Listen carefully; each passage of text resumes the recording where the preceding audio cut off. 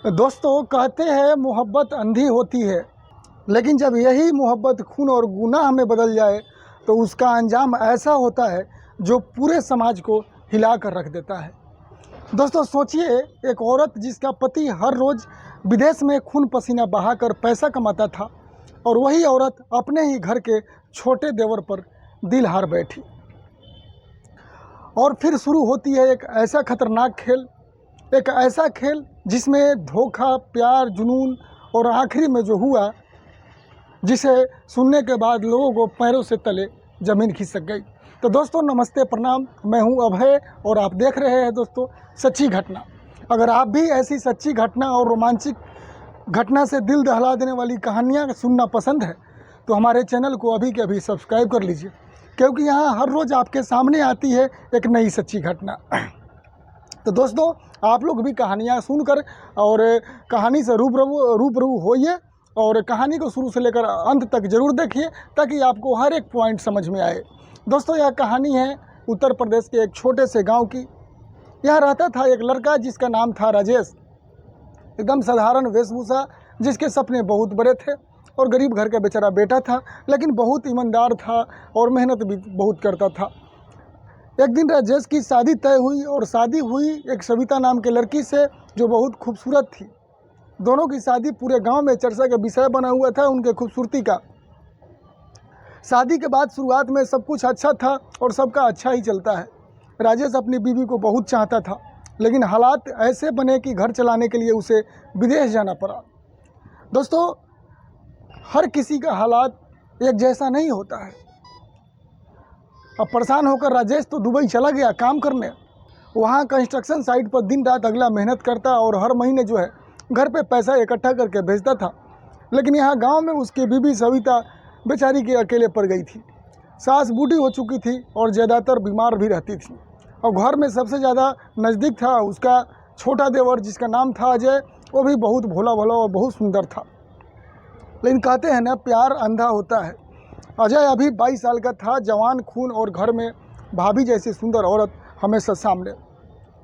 शुरू में वो भाभी का आदर करता था। देवर भाभी का रिश्ता लोगों को बहुत रोमांटिक था, लेकिन वक्त के साथ आंखों की जो भाषा बदलने लगी, वो किसी ने आज तक नहीं सोचा था कि क्या ऐसे भी हो सकता है। एक दिन सविता नाम की जो लड़की थी वो छत पर कपड़ा सुखा रही थी। हवा चली, दुपट्टा उड़ गया और वहाँ अजय खड़ा था। अजय के बाहों में जाके गिर पड़ा।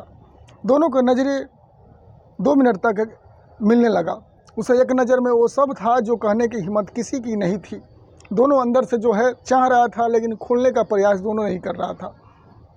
धीरे धीरे सविता और अजय की बातें बढ़ने लगी, छुप कर बातें करने लगा, हंसी मजाक। फिर एक दिन ऐसा हुआ जो बेड पे ही पति पत्नी के रिश्ते की तरह अवैध संबंध बनाने लगा।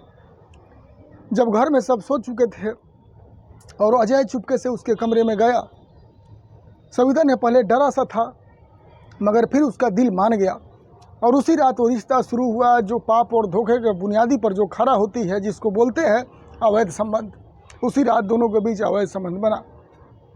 गांव तो छोटे होते हैं, यहाँ हर बात छुपती नहीं है। दोस्तों लोगों ने नोटिस करना शुरू किया कि भाभी देवर की नज़दीकियाँ इतना ज़्यादा हो रही है। कभी साथ मार्केट जाना, कभी कुएं के साथ, पहले कुआं में लोग पानी भरते हैं आसपास में, कभी कभी खेतों में जाता था। अब धीरे धीरे ये सब जानकर पड़ोसन जो होता है कानाफूसी करने लगा। पति तो विदेश में है और इधर घर में ही जो चल रहा है तो सबको पता है।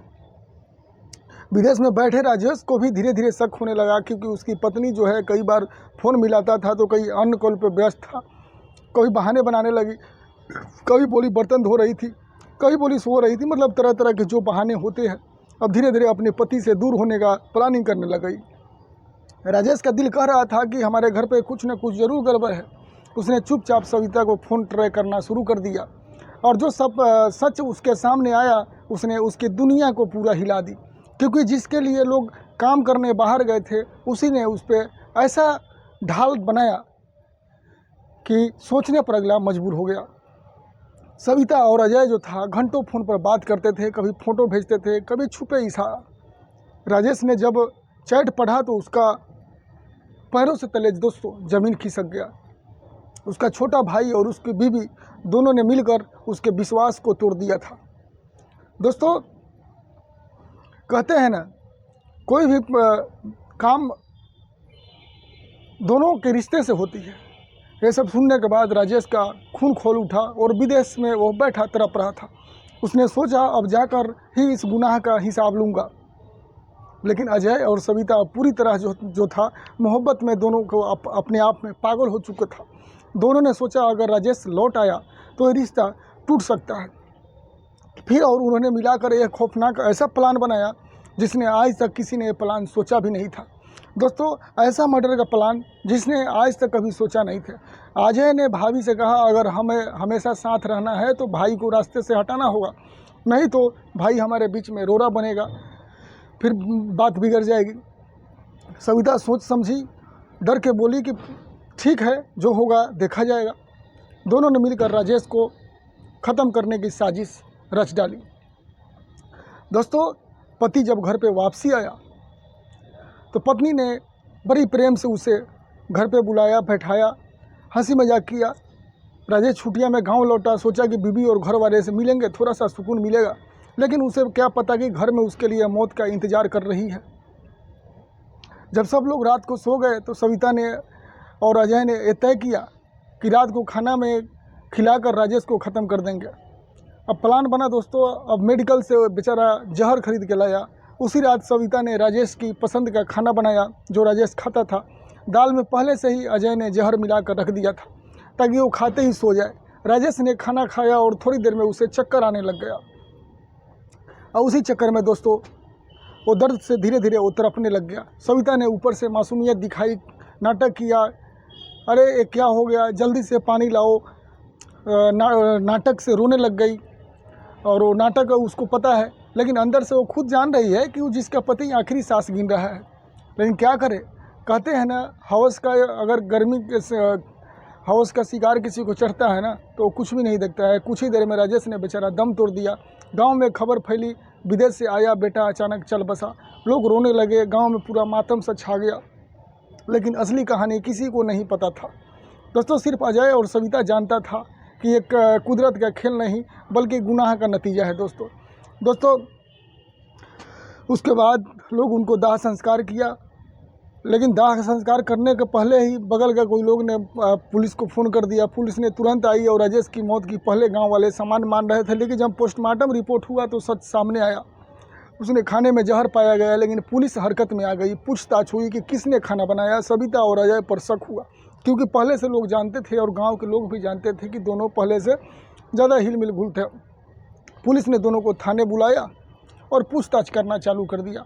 पहले सविता रोती रही कि मुझे कुछ नहीं पता है, लेकिन महिला कांस्टेबल ने उसे अलग अलग बैठा कर पूछा और अजय भी चुप्पी साधा था। लेकिन जब फ़ोन रिकॉर्ड चेक हुआ और तो जैसे ही सारा राज खुल गया, और भाभी देवर का 1000 मैसेज कॉल रिकॉर्डिंग सारे के सारे जो है सामने आ गए और एक दूसरे को भेजे गए थे। फ़ोटो जो नग्न अवस्था में फ़ोटो था, सबूत, सारा सबूत बन चुका था।